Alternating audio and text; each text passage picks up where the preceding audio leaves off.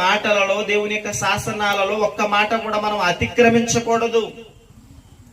చూడండి, ఆజ్ఞ అతిక్రమమే పాపం అండి.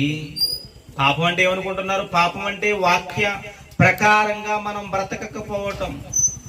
ఏమంటే వాక్యంలో వ్రాయబడినటువంటి సంగతులను మనం దృష్టి ఉంచకపోవటం.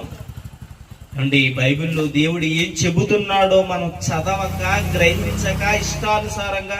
ఏమండి, ఈరోజు క్రైస్తవులు కూడా ఏమండి వాళ్ళ ఫంక్షన్స్ లో మనం చూస్తుంటే పిచ్చి పిచ్చి బూతు పాటలతో డాన్సులు వేపిస్తున్నారండి.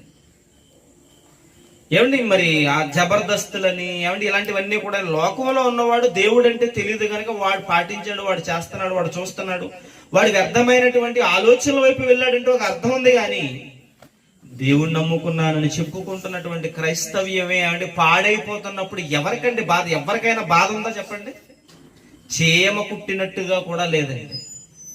మా బాధ అంతా ఏంటో తెలుసండి, యేసుక్రీస్తు ప్రభువారు రోధించాడు. ఆయన ఎందుకు రోధించాడు తెలుసా? ఒకడు తాగుతున్నా, ఒకడు తప్పు చేస్తున్నా, ఒకడు ఎవడు దొంగతనాలు చేస్తున్నా, వాడు తప్పిపోతున్నా, ఏమండి మరి దుర్మార్గుడు ప్రవర్తిస్తున్నా వాడిని చూసి ఏమండి కాపరి లేని గొర్రెలు అని వారి మీద జాలి పడ్డాడట ఆయన.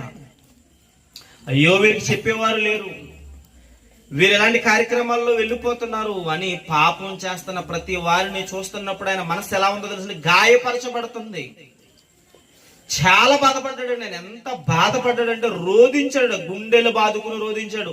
ప్రభువారు నా చుట్టూ ఉన్నటువంటి వారిని నేను ఎలా మార్చాలి, వారి కొరకు నేను ఏం చెయ్యాలి, ఎంతో చెబుతున్నాను. ఏమండి, ఈ ప్రాంతం